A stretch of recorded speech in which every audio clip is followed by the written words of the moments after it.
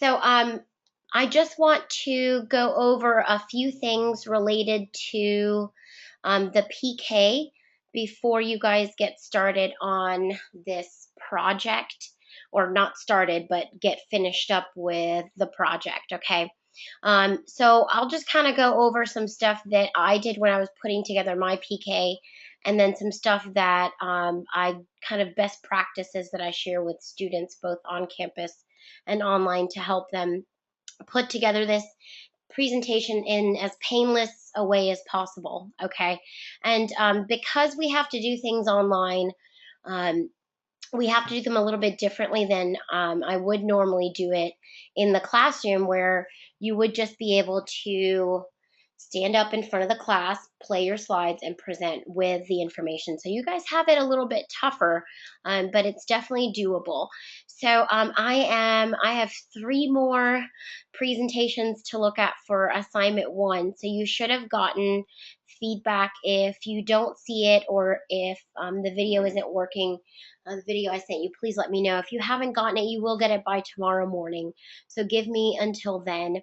And if there's something you don't understand, or you need me to show you a little bit more slowly in Keynote, or if I show you something in Keynote that you want me to show you in PowerPoint because you're using PowerPoint instead, let me know, okay? Because I can definitely do that. And so the purpose of, I'm going to go back one step. The purpose of me giving you that feedback is so that you can then go in and revise the slides, keep polishing them. This is the same thing that would happen in a classroom. And then you rehearse, practice the physical portion. You actually, the physical delivery of the presentation. And then you submit the two. Whether you put them together is up to you, and I'll talk a little bit about what I mean by putting them together shortly, okay? But the purpose of the feedback is to kind of prepare you, just like a rough draft with an essay. This is a rough draft of the presentation, okay? But if in case you weren't sure how to set up your slides, I do want to share with you, and I actually am going to just share with you one method for setting up your slides, so forgive me while I exit out of the slides. And I just want to give you the easiest method, okay? Instead of, look at all these slides I'm hiding from you. I had all these different methods, but the easiest method is this one right here. All you have to do is open up your inspector, go to the document tab, select self-playing under presentation type, and then select delay of 20 seconds. If you did it the other way, where you actually went into the second tab and set up the transition for 20 seconds, and Rita, in your feedback, I kind of actually talked to you a little bit about the transitions and how to set those up. So you may have some specific feedback on that. Just make sure and double check that and review it. But if you do it this way, your life, okay, awesome, great. Your life is going to be much simpler. If you're using PowerPoint, it's super easy to set the slides up to go automatically. And I'm pretty sure there's some instructions on that. And Corey, if you need instructions on how to set it up in PowerPoint, if you're using PowerPoint, let me know, because it's actually simpler than in Keynote. Not that either of them are very complex. It's just about knowing the steps. Okay, so this is the easiest way to set up your slides to go automatically if you haven't already done that. Okay, and so once you look at that feedback, double check that the slides are set up to go on their own. It's time to practice and rehearse. Okay. You may feel some anxiety when putting this presentation together, and it's okay. You're supposed to. It's supposed to give you anxiety. People are taking away your clicker. It's meant to kind of push that comfort zone a little bit. So what you need to do is really practice and rehearse being okay with not looking at the slides all the time, and being okay with the slides moving on their own. And I used this method by a gentleman named Felix Jung. And if you go into your materials for the go-to training today, you're going to see a link to his website. You're also going to see a link to my blog where I reference him a lot, and I also reference my own process for putting together a PK. But his method is so useful. He's just a regular guy. He's not like, Tony Robbins or Steve Jobs or anybody. He's just a regular guy who wanted to put together a PK. So it worked really well for me because I just think of myself as a regular person who just happens to really love presenting. So he's got a few tips. The first one is use note cards. So I'm not going to dock you points if you use note cards or if you're looking at note cards. I will advise you not to read your speech. So there's a difference between writing out things, keywords and ideas to remember, and writing out a whole speech. So don't write out a whole speech, but definitely jot down key ideas on note cards, and it's okay to have them. You can kind of prop them up so you can see them next to your screen, or you can, kind of in a subtle way look down. It's okay to have note cards. My students often, especially even on campus, they often say, "Oh, Chiara, is it okay to use note cards?" Well, yeah, of course. I mean, you're not a robot. I'm not expecting memorization. My big thing is natural internalization. Like, can you talk about this in a conversational way? And it's okay to make mistakes and blips and to say and to look at note cards. That's not important. If you look at Pechakucha, the purpose is conversation and not really perfection. That's not really what they're looking for, and that's not what I'm looking for. All right. And please pipe up if you have a question so far about any of this. Okay, so Felix Jung's first tip is do not practice without your slides being pre-timed. This is in class we do this pretty much right away. So don't practice clicking through the slides. Practice only with the slides having that 20-second timing so that you're used to what that feels like, and time yourself as you're presenting so you can see and hear what 20 seconds feels like. And it's okay if you're a little bit ahead or a little bit behind. If you watch my example on there, my PK, I'm a little bit ahead sometimes, I'm a little bit behind. It doesn't really matter. What matters is that I'm kind of keeping up with the overall flow of the presentation, and that what I'm talking about relates to what people are seeing on the screen. If possible, I know this isn't something that everyone is physically able to do, but if you can stand up and actually look around the room, and even if practice in front of people, and if you want to present in front of people, I don't care. Nothing says that you have to present to the camera. If you want to present in front of people, you can always turn your computer around and show us, hey, look, I'm presenting in front of these people. That's why I'm not staring directly at this, faceless green dot in the middle of my screen. And I know that that can be a big challenge. So if you practice standing up, looking around, and you want to practice in front of people, there's nothing wrong with that. You can also present in front of people as well. This is one of his biggest tips, and it helped me.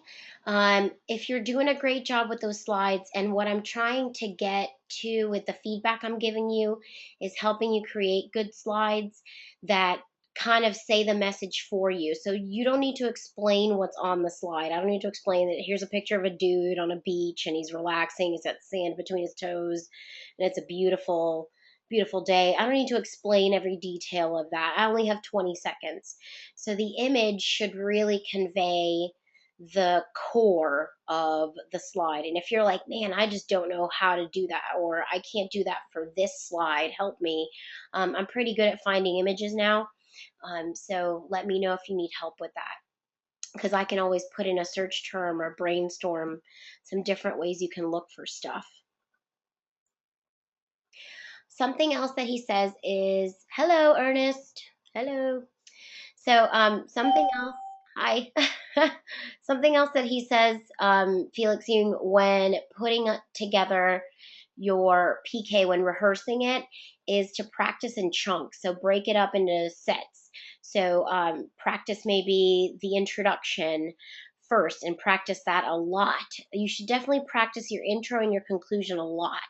All right. So if you practice those separately and then put them together, and your point isn't to memorize, it's really just to internalize the message. You want to get the pattern down. It's just like, if you're trying to learn a dance routine, the more you do it, the more it just becomes natural. It's the same thing with the speech.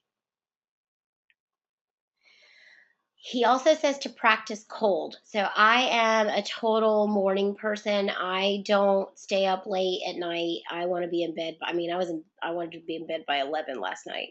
I was yawning and had my head down by 10:30. So I'm not a big fan of staying up late. I'm a morning person. So one thing I did was I practiced really late at night, because if I could get it down when I was sleepy and like cranky and didn't want to do it, then I knew when I got up in the morning and I'd have that cup of coffee, and I could do it fresh, I was gonna be fine. If I could do it when I was cold, then I know I could do it when I was at my best. So practice cold. He says practice outside of your element. Practice, backwards. Practice, you know, uh, looking at a wall. Practice outside of your comfort zone. Do something that kind of breaks you outside of that, and then record yourself. You guys have done this already in the class, so it's just good practice with framing your shot and making sure that your audience can see you and hear you. But it also helps you catch some of those areas to work on. Okay, I have to watch myself in class and online every single month, and it's really torturous. I don't like doing it, but it helps me work out some stuff that I need to continue developing in terms of the way that I present information. And I definitely can catch if you watch my video, you can catch my clutch phrase. I have a word I use so I don't say all the time, and it's now in my presentation. So those are things you can do when you're rehearsing and practicing. And I'm telling you, if you don't rehearse and you don't practice, you're not going to do well. The only way to do well is to give yourself some time to practice and rehearse. It's the physical portion of the PK. We just did these in class on Wednesday. You actually presenting, that's so much more important than your slides. We spend so much time on the slides in here, but it's important that you understand that it's you that's most important. I saw some great slides in class, and I saw some not so great presentations going along with those slides. So you can have amazing, remember that three-legged stool from the beginning of the month. You can have amazing, beautiful slides, but if you aren't presenting that information well, then it doesn't even matter that your slides are awesome. So really focus some time on rehearsing and practicing. When you do go to present your speech, right, I do want you to remember the importance of dressing your best. From the people in attendance at this particular training, I can say you guys got that down. But make sure to dress well. You don't have to put on a tux or anything, but the same kind of standard that we've had for the month applies for this presentation. One big thing I'm looking for you to do is not like a robot, but work to maintain that eye contact either with an audience if you decide to present in front of people, or with your camera. I know it's not easy. It's hard for me. If you watch my videos, I have to really, really condition myself and train myself to keep that eye contact consistent. But I kind of just think, I kind of visualize a person, just like this young man. I kind of visualize an actual person who I'm looking at. And that really helps me keep the eye contact going. I kind of mentioned this before, but when you are presenting and when you are rehearsing, I want you to focus even more attention to your punch, your opening, and your conclusion. So have a good, strong hook that engages your audience, and then work on a good, strong call to action. So you can skip a lot of that stuff that seems to be pretty standard in presentations. Hello, my name is Chiara Ojeda. I'm doing this presentation for, professional communication and presentation for December 2012. I know all that stuff. I know who you are. You've, labeled your file. So focus more on using that time that you have to really get into your presentation. And the same thing with the closing. Really leave your audience with something to remember. Like, well, if you remember just one thing about my speech, give them something strong to finish with. If you mess up when you're practicing, and this was the biggest thing I had to teach myself, don't stop. Okay, you have to just keep going. You're gonna mess up. You're a human being. If you stop every time you mess up, when you go to record yourself, you're going to record yourself about 450 times, okay? And you're going to stress yourself out, and then I'm going to get an email the night before the presentation is due, freaked out. So, to help you avoid that, just keep going. I had a word that I kept saying wrong in my PK, and I just could not get it right. And it took me a long time to just kind of say, hey, Chiara, stop. You have to stop, correcting yourself and just keep going. If you say the word, nobody's going to know you messed up but you. So don't worry about that, because nobody's really going to know that you forgot to say that particular word but you. So that's the stuff when you're presenting, when you're actually doing the physical delivery portion of the presentation. So, and this is where I get a lot of questions, and I understand it's totally difficult to try to convey what it is that I want you to do. But I do want you to submit a set of slides that you're going to export as a movie. All right. And then I also want you to submit a video of you presenting. I do not have a way of recording you with your slides. If you have a way of doing that, like if you can set something up where you record yourself with a video camera and also have your slides playing on your screen, you can totally do that. But because I can't force anyone to do that, I need you to submit those slides showing me that you designed them and that you understand that it's a PK, so it's going to be a movie that plays automatically every 20 seconds.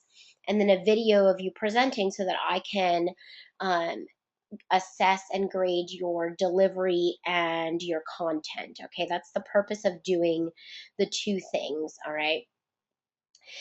So, and again, if I'm going too fast or you have questions, pipe up, raise your hand, let me know, okay? So your slides, what you want to do is make sure to pre-time them and then export them or save them as a movie, all right? And they should be 6 minutes and 40 seconds. Sometimes when you add that transition time to the last slide, it actually kicks you over 20 seconds. I usually don't really deduct any points for that. I know why it's happening. So it's just like in the classroom. As long as you're right around there, I'm really not a huge stickler. But I mean, the slides at the very least should be right at 6:40, because that's just basic math, okay, if you're timing those out correctly. So that's one thing you're going to turn in. The other thing you're going to turn in is the video of you. All right. And the video needs to be in one take. And what I'm going to do is I'm going to play the video with the slides. So it should flow just like you are presenting in a live situation. Now, that's your responsibility, is to turn in those two things. Some people like to put them together. So you don't have to do this. And I really don't want you to stress out. If you try this and you're not into it, then don't go any further. You can just create yourself a folder, put your name on that folder, drop the video of you presenting in there, the video of your slides and your references, and you'll be fine. But if you want to, you can use the picture-in-picture feature or the side-by-side feature in iMovie if you feel like putting them together in one file. It helps me out a little bit, but honestly, it's not a huge deal for me to play the video and the slides at the same time. It's really, I mean, not a huge deal at all. So this is only if you feel like it and if you're pretty tech savvy and you feel comfortable doing this. So if you look in the material section again, and then this is also in the announcements for this week, there's a link to a tutorial on how to use that picture-in-picture function in iMovie. But again, only if you have the time. If you really, really want to, you're pretty good with iMovie and you want to tackle the challenge. It's not required. So there's that last piece. You've got your slides, you've got the video of you presenting, and then there's one more thing you got to turn in, okay? You need to turn in some references. So it is important that you verbally cite your references. It's also important that you include a reference page, all right? But I don't want you to waste a slide on a reference page. You want every second, believe me. Once you start recording this and doing the audio for this, you're going to realize you want every second of this presentation. So don't waste a whole slide on references. Put the references in a Word document instead, right? Um, and you can put all that in that same folder, which you're going to zip and compress. If you don't know how to do that, let me know. I can teach you or show you how to do that quickly, okay? I do want you to double check your feedback for discussion 5. Double check those sources. Make sure that your sources are actually credible sources of information, all right? So the sources you see listed here, those would not count. And I've given you feedback on the sources that you submitted for the project, okay?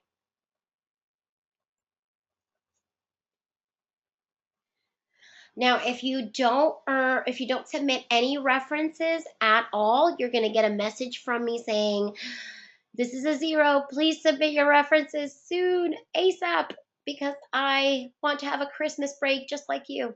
Okay, so if you don't submit your references at all, I'm going to give you a chance to go ahead and submit those. So since you attended, I'm kind of holding you to it, Corey, Ernest, and Rita. So please make sure and submit APA formatted references in a Word document. And you know by now I am a real stickler for that format, and that's really because it's super easy. Just go to bibme.org, plug in your source, it will build the citations for you. Okay. All right. I'm not going to give you the uphill both ways in the snow talk about how I had to look in a book for my references. Okay. So, but you do get a chance if you happen to forget. And then also Microsoft Word has a function that actually builds your references for you. All you do is go into your toolbox, select the citations tab, and then the plus symbol, and you can plug in the information. It's a little bit more work than bibme.org or citationmachine.net, but it helps you learn a little bit more about the format, all right, since you're going to have to use it again and again and again. So the presentation is due Monday. Um, not to wait until the last minute. You do need to submit, again, the slides saved as a movie, a video of the speech, and the references in a zipped folder labeled just like this. And what I mean by don't wait until the last minute is don't wait until the last minute for things like questions, okay? I know that I will actually be in some training most of the morning on Monday, so I'll actually not be available some of the day during Monday. So make sure if you have questions, let me know ahead of time. So let's say you run into that, oh my God, I have over 100 megabytes because my video is super high definition and amazing. So if your file is too large, try exporting that video at a lower quality. I'm not going to penalize you for that.